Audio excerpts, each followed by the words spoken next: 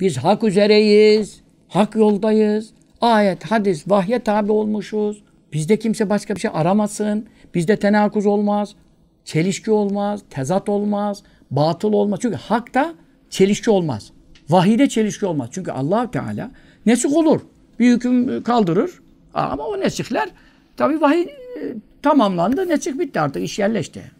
El-yeme ekmeltü leküm dinekümle. Dininizi kemale erdim. Tamama erdirdim. Bitti. Onu konuşmuyoruz. Vahyin nüzulü zamanında oldu. Kıble değişti biliyorsunuz. Bazı hükümler değişti. Yasaklar serbest oldu. Bazı serbestler yasak oldu. Bunlar vahyin şeyinde Allah Teala hikmete mebni olarak yaptı bunları. Biz buna bir şey demiyoruz. Ama dinimiz artık kemale ermiş. Bu saatten sonra neyi değiştireceğini bekliyorsun?